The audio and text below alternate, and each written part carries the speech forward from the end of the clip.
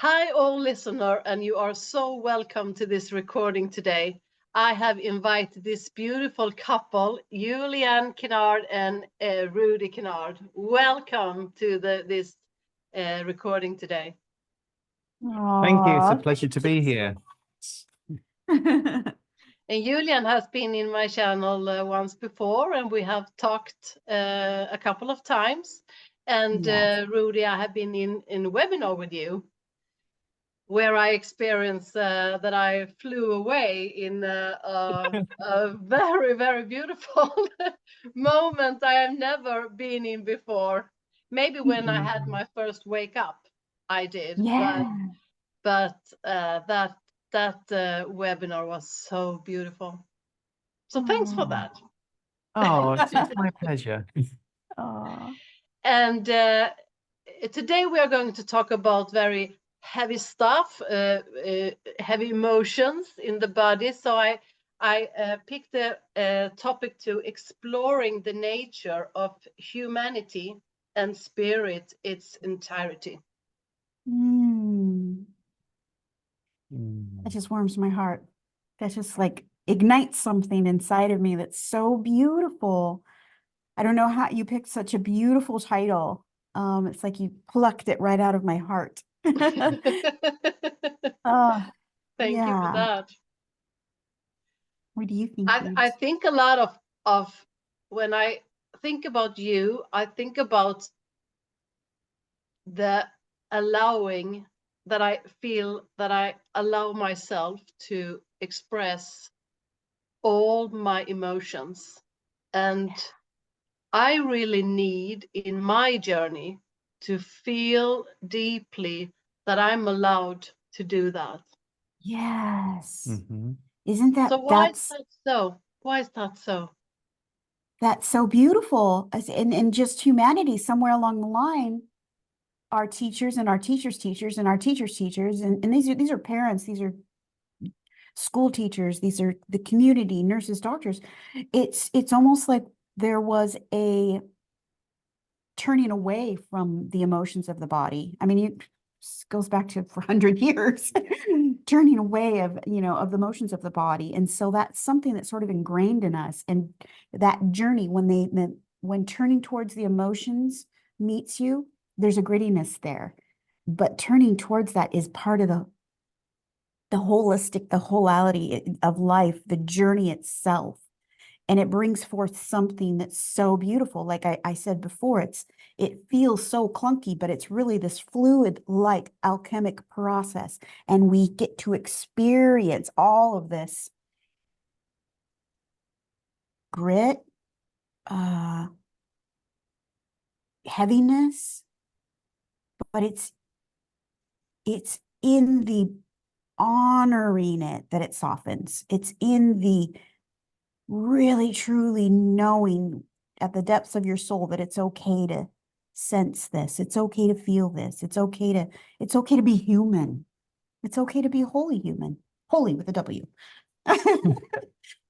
Yeah, and you I don't know if you say you teach us that, but you're talking about quality and the holiness that we need to listen to everything in our body that tells us something.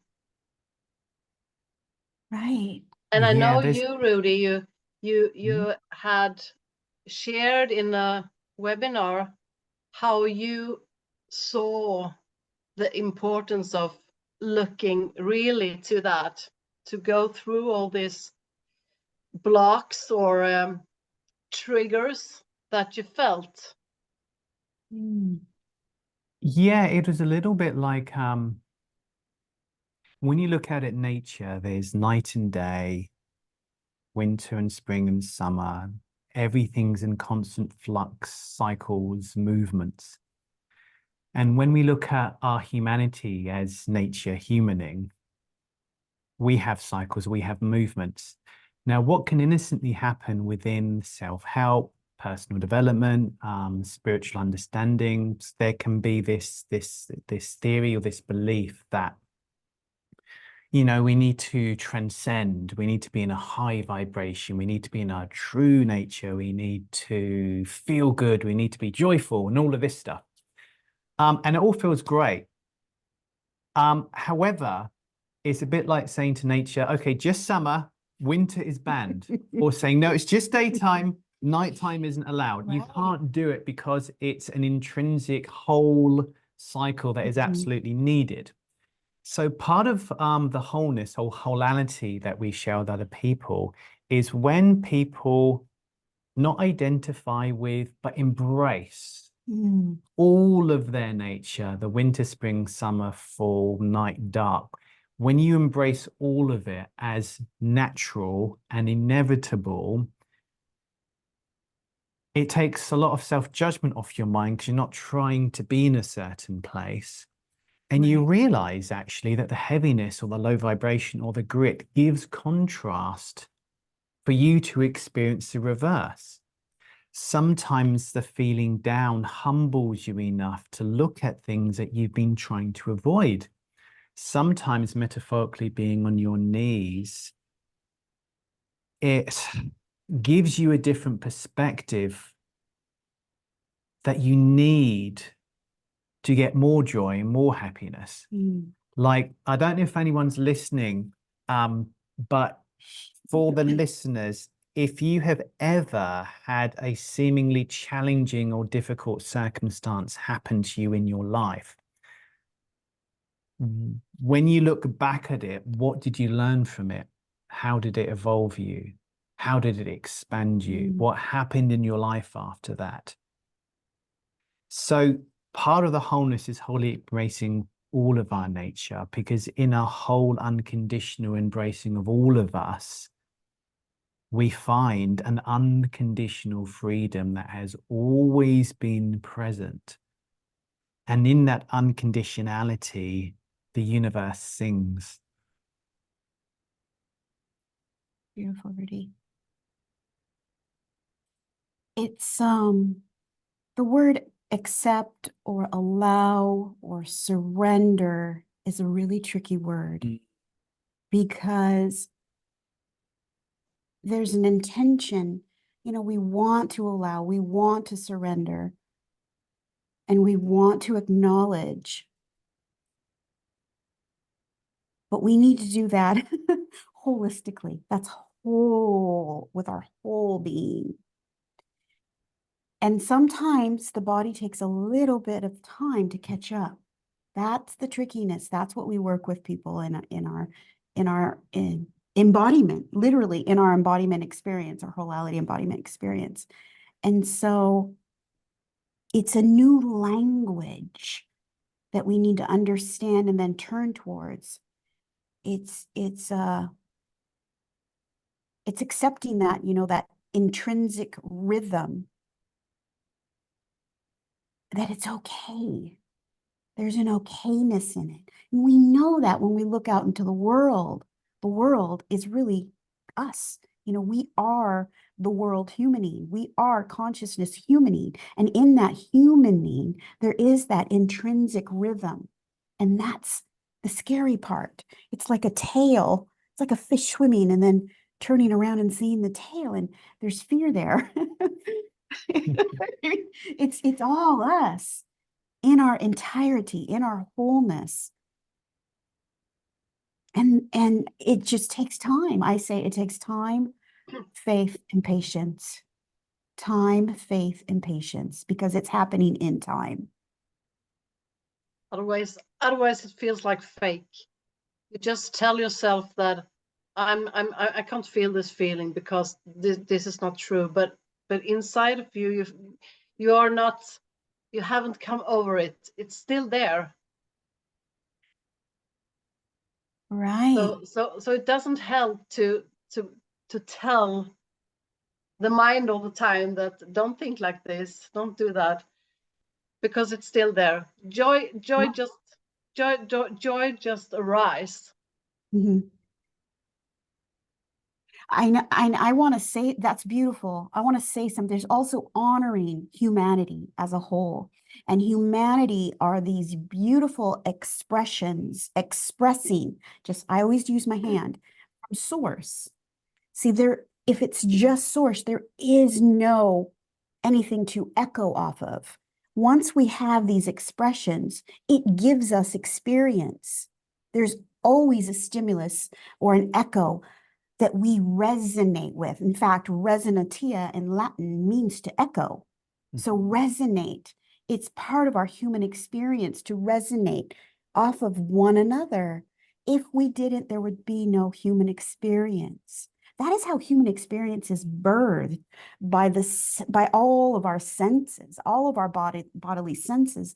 The way something ignites something inside of us when we read something, or if somebody communicates to us, it ignites something. That's why we go to movies. That's why we smell fragrances and drink beautiful Hawaiian coffee, for the resonatia of it. We are these, scientifically, we are organisms, and there is always a stimulus to have a human experience. So, and I want to honor that and not fear it, not push it away, not say it doesn't belong, not say that nothing outside of you can affect you.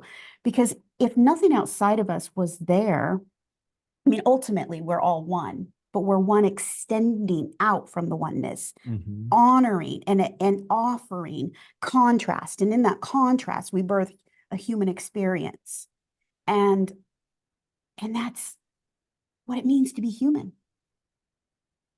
We are these spiritual beings having a human experience. And in that human experience, we have this beautiful experience, this array of colors and everything in between. So Julianne, you and I have talked a lot about forgiveness and how sometimes people close to you, when you can't come over things, it's just block you and you can't take the other step. You aren't ready, and people tell you that's your thoughts. You just have to still go ahead and clean it up. But you feel like, no, something stronger and more deeper says no. Yeah. My teacher told me, you don't lose the intentionality, but you have to let the body know too. You sense that when there's somebody you want to talk to, or somebody you see where you've had sort of a very hurtful relationship, your body won't move. It won't move towards, or it wants to run. And that's missing out our wholeness. It's missing out our whole human experience. Yes, there's an intentionality, but there needs to be a whole intentionality. And again, that takes time, faith, and patience. It takes time because our body needs to kind of come up to speed, come online. And we need to understand how to turn towards that and honor it.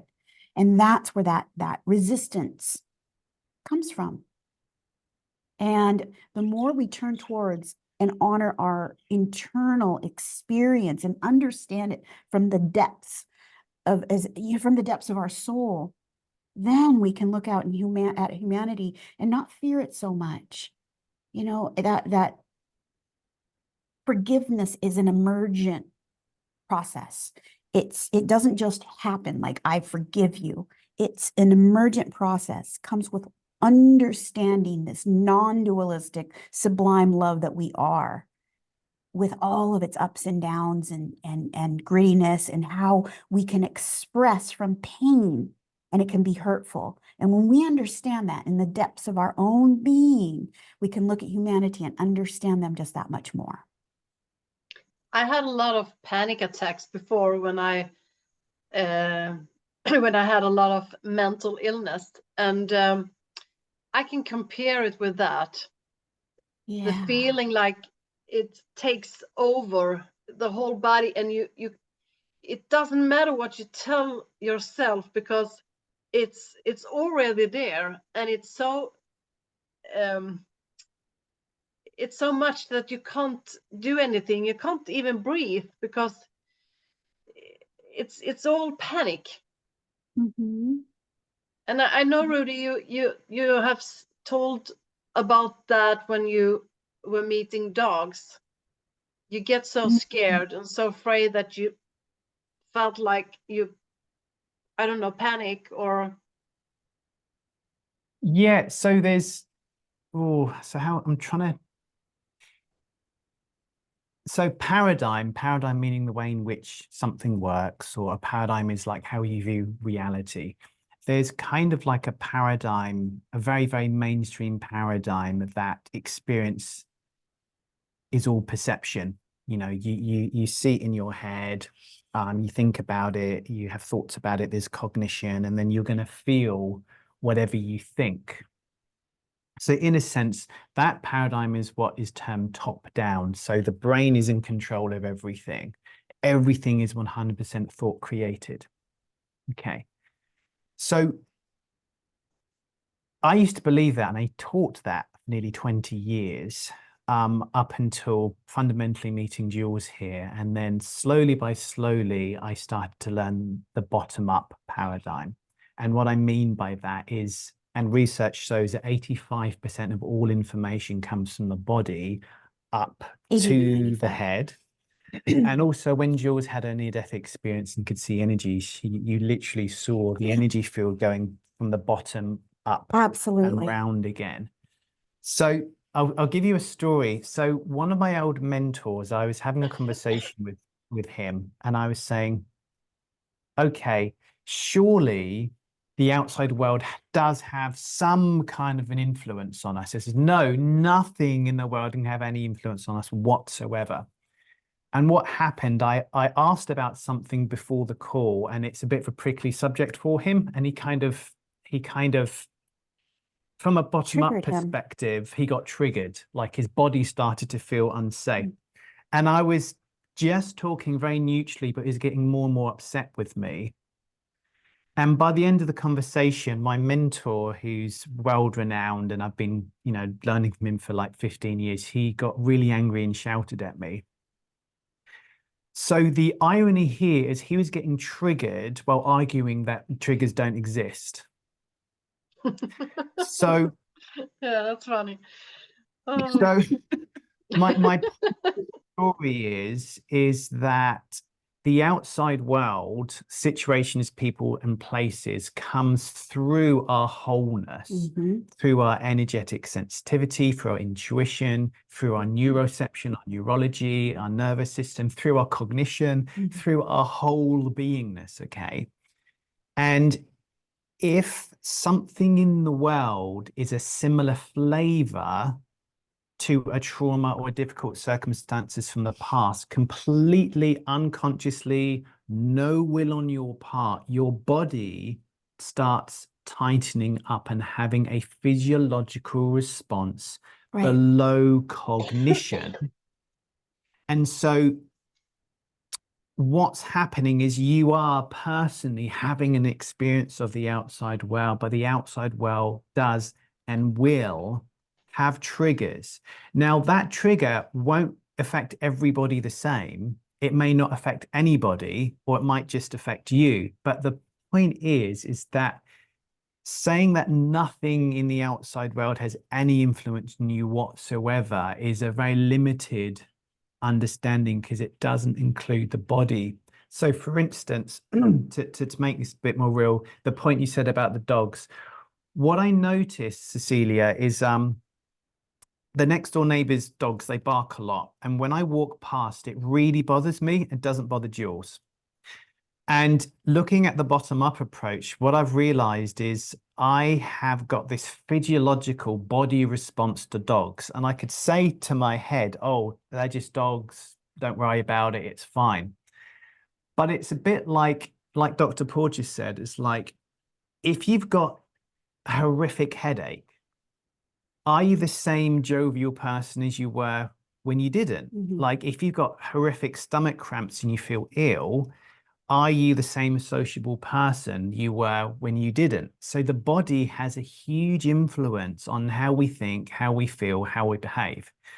And so when you include the body in experience, you realize that me, you, Jules, people listening, all of us will have a very below cognition, physiological response trigger to the outside world. And we're supposed to. That is why we survive as a human species. We would not survive as a human species if we spent time to think about running away from the lion chasing us, or think about how hot my hand is getting when I pull it out of the fire. So we need to have this physiological response before our cognition sets in. So it's really a behavior before thought.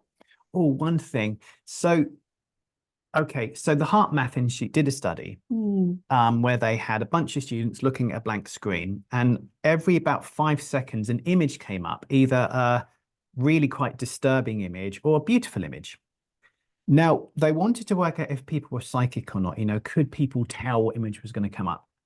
Now, they wired them up to heart rate variability, galvic skin response. It measured the blood pressure. And so the body was being measured as well as the mind.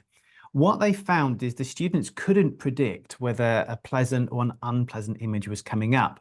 But the interesting thing is the body, via the physiological markers, knew what image was going to come up between 1.5 to 1 seconds before the image came up. Why? Because the body is the most material vibration of us, entangled within the whole of the universe, and it is our instrument of consciousness that is entangled within the intelligence of all things, and it knows before cognition. So if it was true that it's all top down, okay, someone looking at an unpleasant image would have had thinking of unpleasant image, then a feeling, a physiology of unpleasant image, but that wasn't the case. The body knew before the cognition. Does that make sense? Yeah. Yeah. Yeah, because sometimes you think something that you need to do or want to do, but the body says something else. Yeah. Yes. It's often like that. My mind has told me a couple of times today, get up off your sofa now and get something done here. But my body no, I don't want to go. I'm sitting here and probably I need to rest because Yes, I beautiful. have got the flu and I have been working a lot and doing a lot. So I really think that's true, that my body wants to just be. And but my mind wants, my thinking wants something others. But I can also see that the triggers can be very positive, because sometimes those are we called, point each other back on the road. I like I used to say, when I'm not really know that I'm going in the wrong direction, someone tells me and it triggers me, and I start to think, and the thinking can go far away, but the triggers before the thinking tells me that I need to step up. I need to put myself together and on the road again. beautiful. So it's also positive. Yeah. I thought you meant like a fluffy, like the warmth of a sunshine, you know, that I just wanted, Deb Dana calls those glimmers. And she's somebody who works with Dr. Stephen Porges, but those are glimmers. But yes, that's beautiful. I like to describe that as loving awareness. It's kind of a zoomed out perspective of what's going on. And you are noticing that the trigger is helpful. You notice the shift in your physiology, the shift in your body. You recognize that and honor it. Honor it. That's exactly what you're doing. That's And I have beautiful. also seen in my recovering that when I go through awful feelings and I'm go through it, I'm sit with it, and I allowed it, that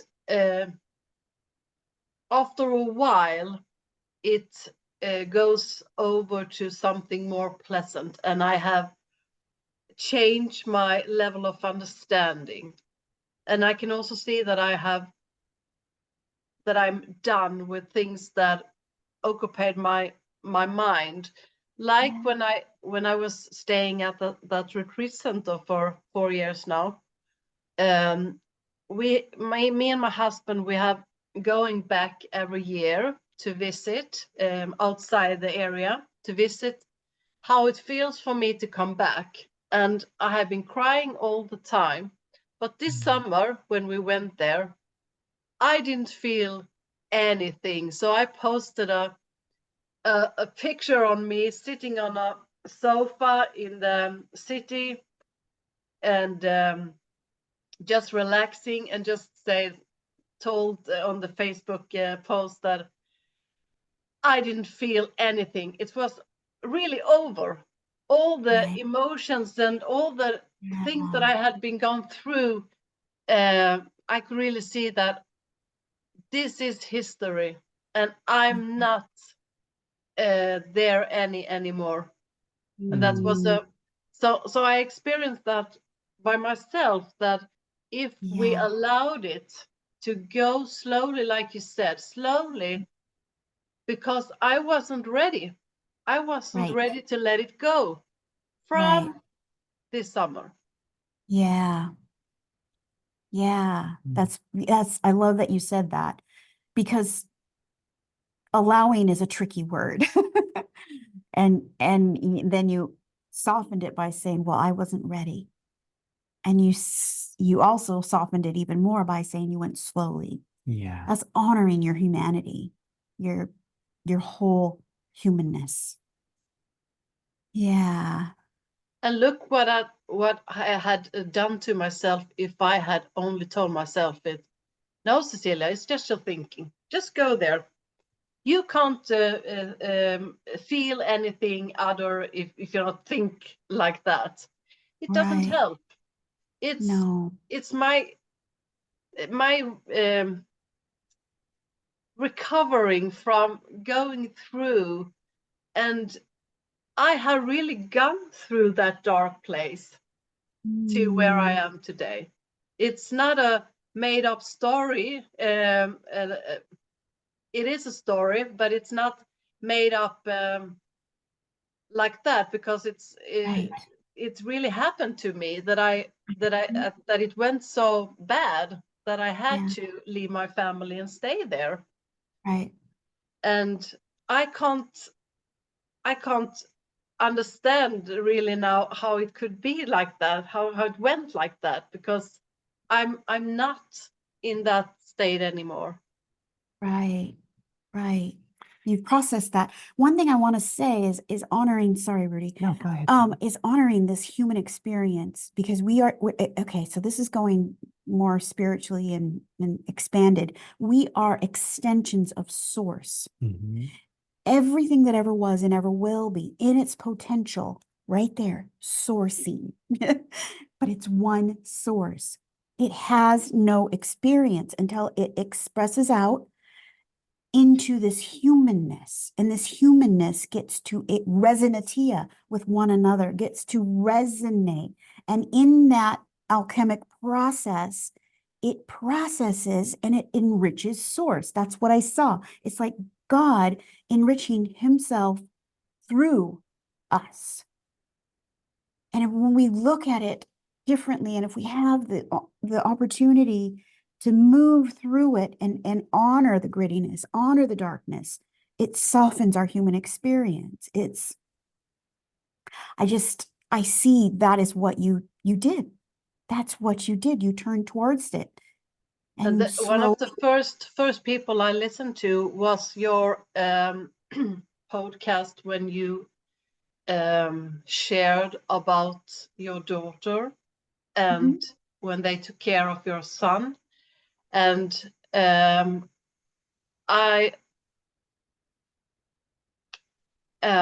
it helped me so much to hear someone could be that authentic and sharing the difficulty with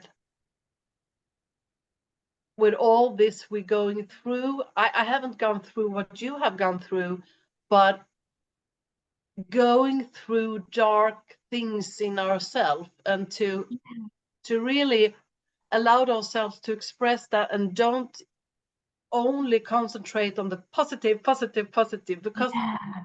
first I need to go through the horrible things, and when those disappear, I can allow the funny or the positive. Yeah. That darkness births the light. Like Yeah. going through the darkness, that is where the light is the brightest, shines the brightest. And Yeah, because if you when you look at our wholeness, our whole spiritual nature,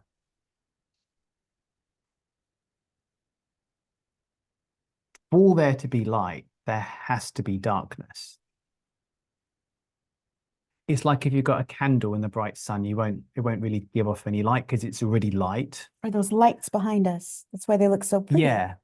Yeah. The only reason you can see those lights behind us is because of the darkness behind it. So when you get rid of light is good and dark is bad, or light is whatever you make up about it, but to truly find the light, you have to truly experience the dark, because they're the same power in polarities. Yeah. I'm going to say that again. The light and the dark, really, when you zoom out, there isn't light and there isn't dark. It's one power in polarities in a different resonance. Gift of contrast.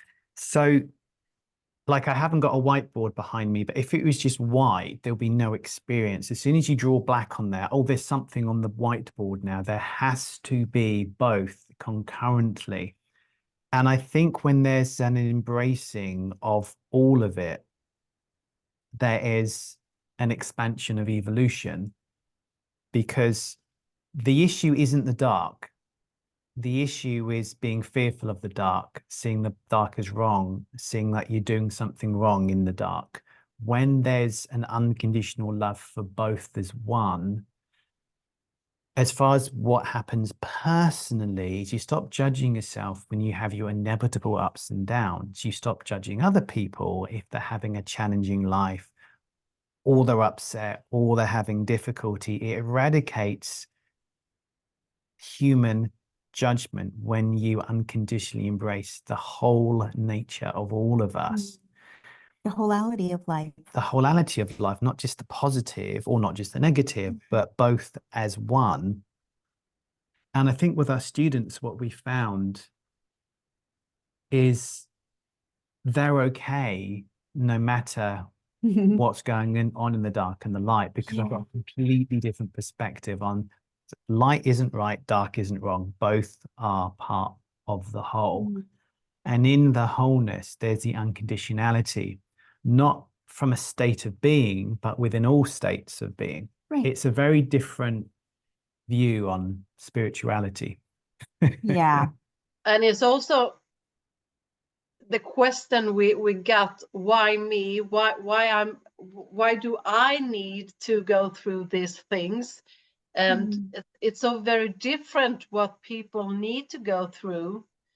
And some things feel like, oh, why did this happen to me? Why do universe, God, or whatever we call it, why do I have to go through this?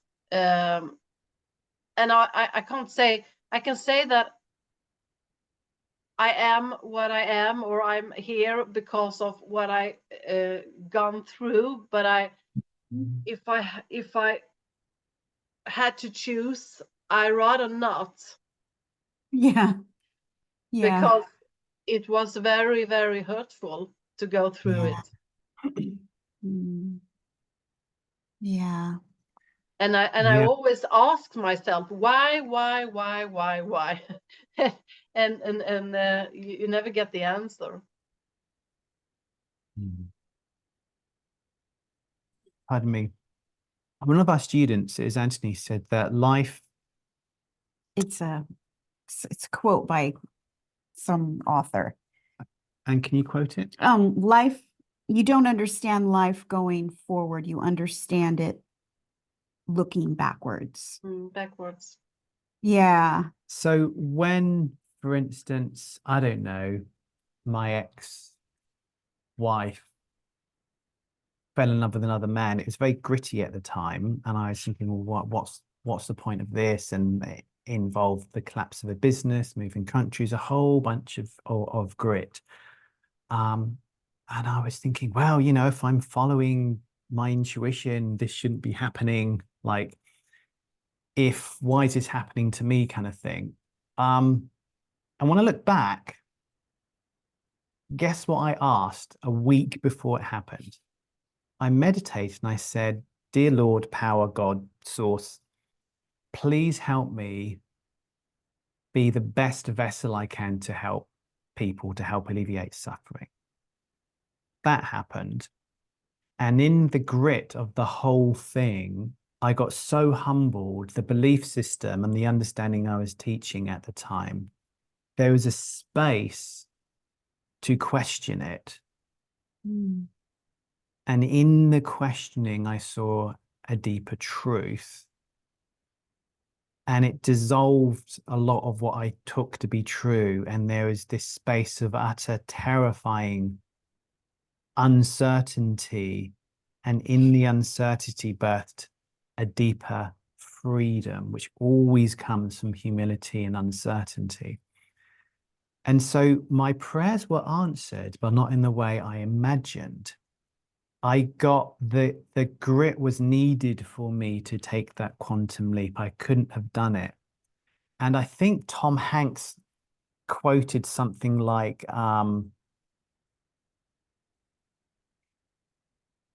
success is great, but failing at something and learning from that is a much better idea. I mean, that's a real bastardization of what he said, but he was talking about how, you know, because you can be successful and you can be arrogant, and you can be successful and you can be humble. The humble success is people with their hearts open, constantly learning, constantly being a student. Yeah. And in the uncertainty, again, we kind of know God, because I don't like the word God, but God, source, that universal power is within us. And sometimes it just needs to shake us to wake up. And that's saying, you know, God, why are you shaking my house? And you realize God's shaking your house to wake you up to itself and himself and yourself again. So there's so much treasure. Again, it's difficult and it's gritty, but there's a lot of treasure in the darkness. The darkness is the opposite side of light. It's the same power. And sometimes you have to go through it because it's the only thing that can wake you up. Yeah.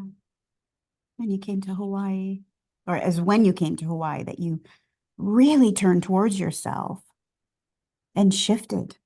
Yeah. Yeah. I couldn't have shifted with just happy thoughts and being successful and everything going well. Like, it wouldn't have done much for me. What often you don't get what you want, you get what you need. I mean, I know that's a cliche. And it was, you know, for a crazy reason, like I went through what I went through, but we all both ended up in Hawaii. But Rudi, he writes about it. My wife had to kick my ass. Like I had to, oh, I said a bad word. Arse is what he said. Arse. Jules had to keep I had to keep turning you back towards yourself Mhm. and keep turning you back toward yourself, out of your head into your body. Because And when you you have a stop. belief system, Yeah. there's the essence and there's your belief system, and the Mhm. belief systems are comfortable. Yes. And what can happen is you have to like put your belief system to the side to really remember or re-essence yourself. Yeah.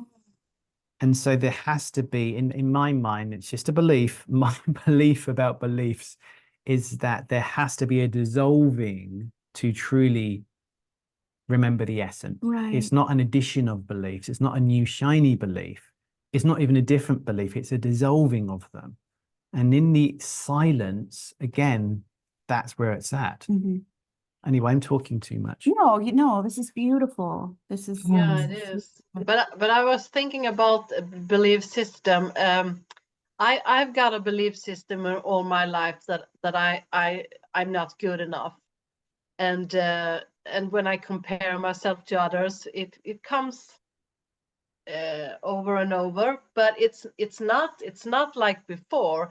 But I see it's also like step by step. You have an onion and you take one. Yeah. What do you call it? Layers. Layers of the Yeah. onion. So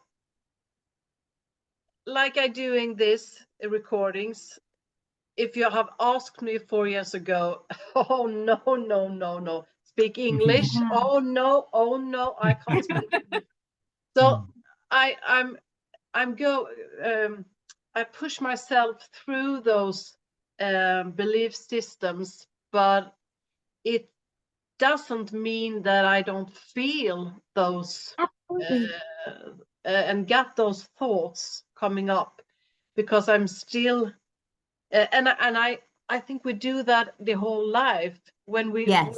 go in the low mood, it comes Mhm. back, Yes. the old belief system. Right. It's just heavier. It's kind of like a barrel, a barrel of water Mm. for horses. And then when it's full, and when it's, full, the water looks clear, like the water looks drinkable. But then when the water goes down, that's when all the soot that's been in there the whole time is more dense and you can't see through it as clearly. And that's just like us. That's just like our physiology, our intrinsic rhythm. And one thing I want you to remember is that there isn't anybody like you. There can't be, nor should there be, because we don't go to an orchestra to listen to one note on the guitar being played over and over and over again. It's that harmony, it's that contrast that brings out the brilliance of humanity. It's, we are these,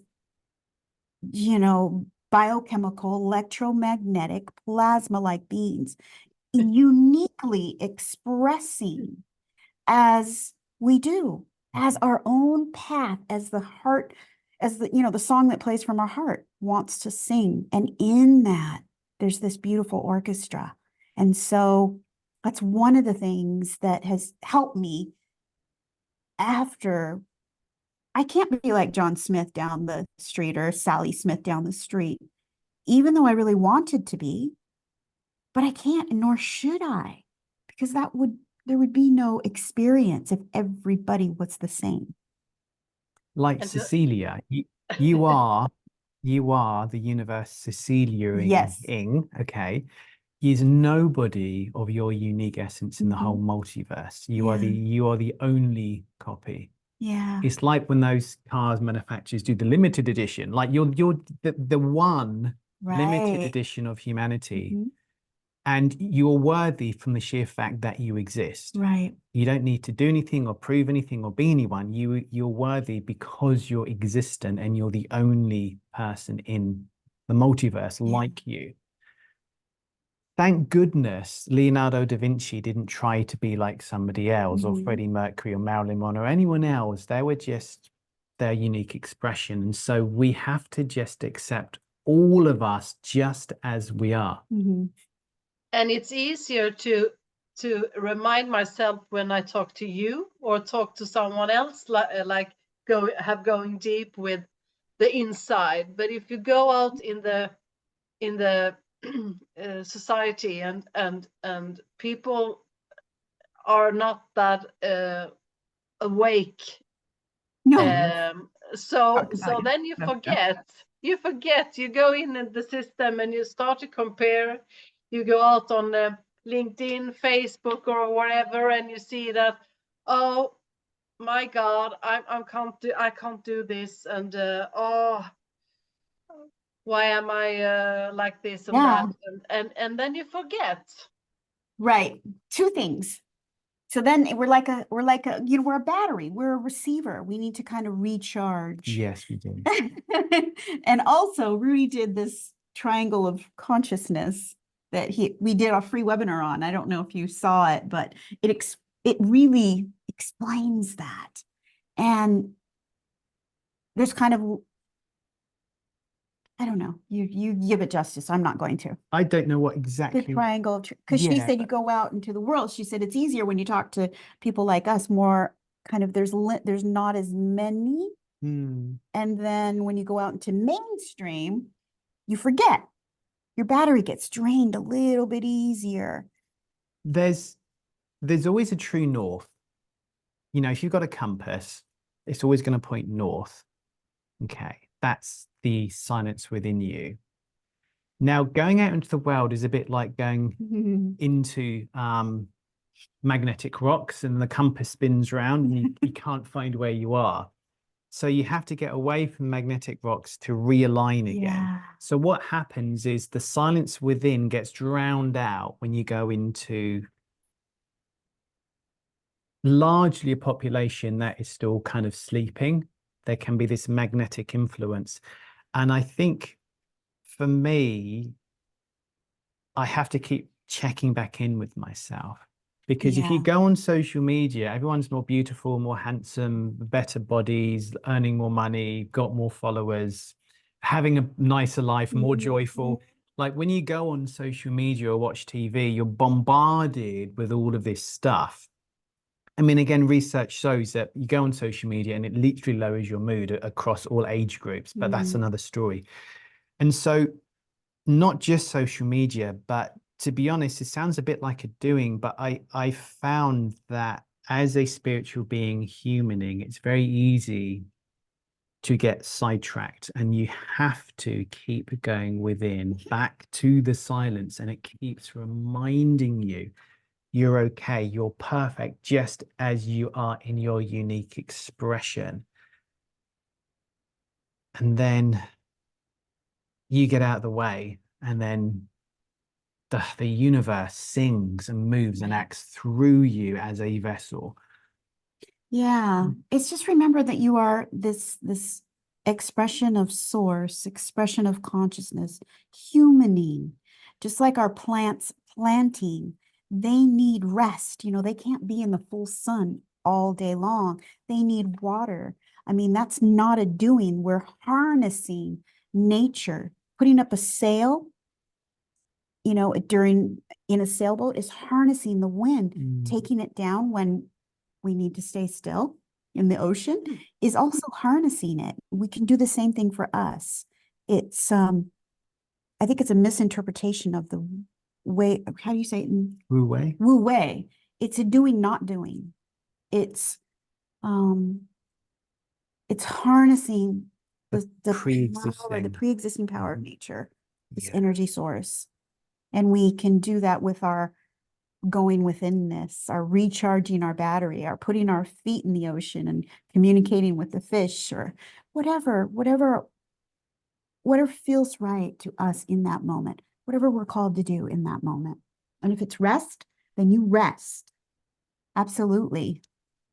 But nowadays I love to be with myself, and I didn't before, and I can't have radio and TV on all the time. I need to have quiet, and my family, my son is telling me all the time, oh, you never want any music at all, or you always want the quiet. Yes, I love the quiet. I need to rest in the quiet, because I work with people all day long. So when I have my day off, I just want to have it quiet. No Yeah. TV. I don't follow TV. So it's only when my husband and son wants to see things that I hear it in the background, but it can irritate me. Sounds. Yeah. I I love think music, but I think what we all need to remember is when you look out at the world, all the advertising, it is literally purposefully trying to create a need that you need something. Yeah. That's all advertising is. You need this. This will make your life better. So we unconsciously and innocently buy into that. And all of a sudden, we feel we're not enough, that our life isn't good enough, that we haven't got this or we need that. And so the best medicine and the best music is silence, because in the silence, you return back to a needless state because you're already enough from the sheer fact that you exist. Mm. that's And what happened when in your webinar.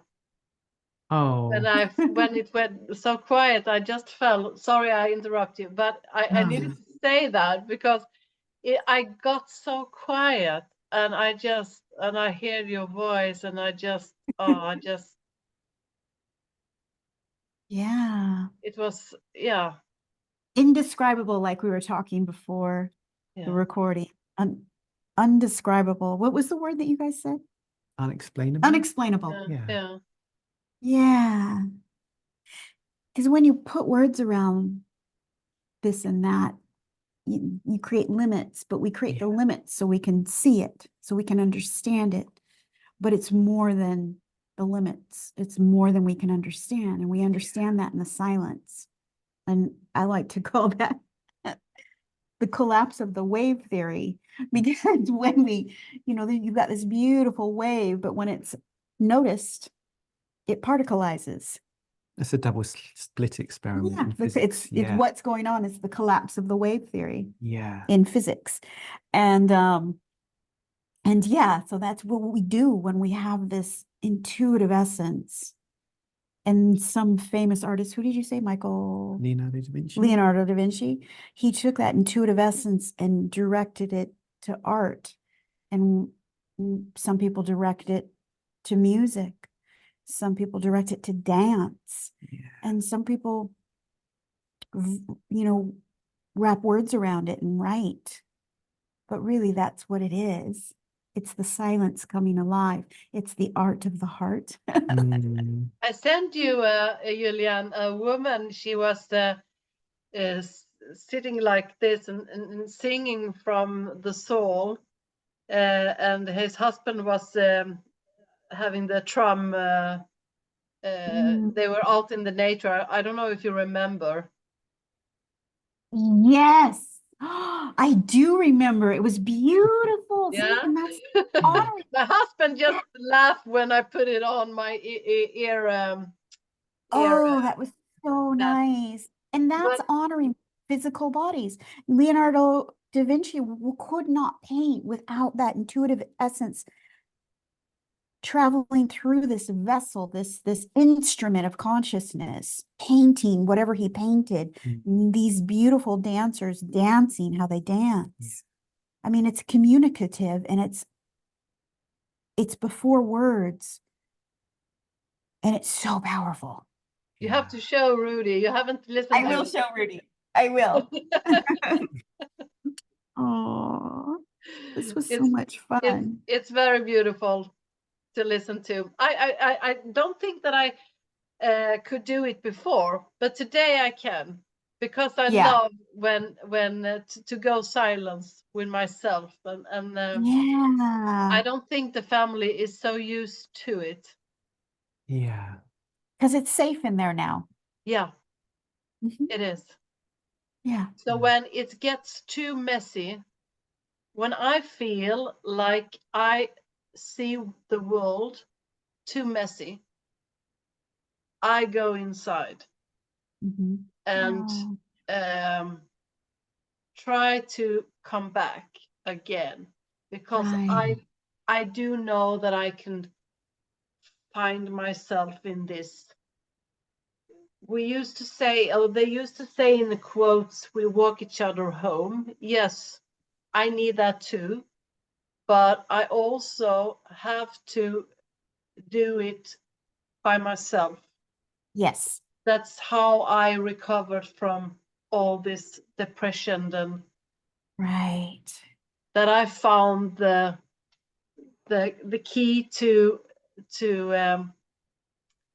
hold myself, Yeah. That's beautiful. That's nurse myself. yeah. Yeah. We require that of our students, of our facilitator graduates. They need to go into the depths of their own being, because that's how you truly understand the outside world. The other people that are hurting you can hold space for them when you understand your own being. And this is where it all begins, right here. Mm-hmm. Absolutely. And it can feel very messy, on the outside. Yeah. Sometimes. So then it's very helpful to know that you can drop it for a while and just come back to Yeah. yourself, and maybe take a while. Sometimes it doesn't work from you have to practice, or just fall into it, and maybe you have to go through these horrible feelings first. Yeah. And Yeah. sometimes it doesn't work. Briefly, I remember when my mum passed away, I was trying to be spiritual and just see it. Oh, she's not dead because death doesn't exist. She's just another vibration. I was trying to positive spiritualize myself. And I got depressed probably for about a year. And I got even more depressed because I was depressed that I was depressed, because depression was wrong. Can you see that? Then my dad passed away, I don't know, 5 years after that. And I got a bit wiser, and I just allowed myself to cry. Whatever it was, my dad died, and I just cried. And sometimes I wanted to laugh, sometimes I wanted to cry, other times I just wanted to lay in bed. So I wholly allowed myself to feel whatever I was feeling, sense whatever I was sensing. The result, I didn't get depressed for 2 years or a year and a half. And I had a gritty experience, and then a loving one, and then a neutral one. And there was just, I was allowing the movements of the universe to move through my human instrument, and left to just move. My experience of grief was completely different to when I was trying to do something in my grief with my mum, with my dad. It's like women giving birth before hospitals and doctors and midwives. Like, women naturally know how to give birth. Okay. So when we naturalize ourselves to feel our whole humanness, we can move through things so much more naturally when we don't spiritualize or believe ourselves out of it. And that's what it means to embrace our wholeness. It's natural, it's whole, it's human. And in our humanity, our biggest superpower is our hearts. And our heart is the thing that changes others and will change the world at some stage, or is actually. Well, human beings are spiritual, whether they realize it or not, whether we realize it or not. Yeah. And now you embody that. I mean, we embody the intrinsic rhythm. It's honoring the spirit. The spirit gets to live in our vessel and alive us. I can't think of a word. I know. Alive us is Alive nice. us. Thank you for that beautiful sharing. I think really, really, so many people need to hear that you can't tell yourself not to feel, really feel, and you must have empathy and compassion for that. Yeah. Yeah. I think that's what you share, holiness and duality, that I I hear both in true principles and duality, but I think I hear my own, that I know that this is for true, that you need to feel everything, and Absolutely. you can't it's you can't put something away if it's already there. Mhm. If you got a headache, you need to have a headache till the headache disappear. Yeah. It's just Aw. like that. It was so beautiful to have this conversation with you, and also that that it's not only in my head, that I feel like I get triggered about the outside, even if I know that I have my thoughts and thinking going on all the time.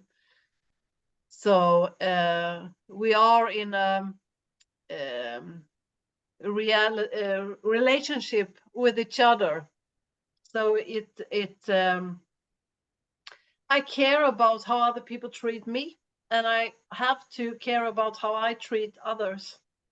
Beautiful. Otherwise, it feels. Yeah. Otherwise, we don't need to have that word kindness. You need to be kind if it doesn't matter if you are kind or not. So it Right. matters. Absolutely. Yes. Beautiful. One thing I want to say about triggers briefly Mhm. is your word resonance. Yeah, resonatia. There has to be, like table tennis. You Mhm. can't play table tennis with yourself. You whack it and then you have to run and pick it up and then you whack. There needs to be two. Mhm. So when there's a resonance, okay, you can even get rid of the word trigger. Right. The universe humaning, for the human experience to be, is there has to be a resonance, a two-ness, a going a back and a forth, and a light and a dark and a night and a day in relationships. Okay. So to say that triggers don't exist is saying that the human experience doesn't exist, because there has to be a resonance, Yeah. a back and a forth. That's how we are. I mean, that's the babies. There is this co-regulation, this resonance, this resonatia, babies being born. It's a biological imperative that there is that resonance. It's that biological imperative, that whatever you could call it a trigger, that whatever we do as a mother triggers something, growth, healing inside of them. It's how we are as humanity. And to deny that, really, you're only hurting yourself. And the So, energy, you feel the energy. well, yeah, that's absolutely. Yeah, absolutely. Yeah.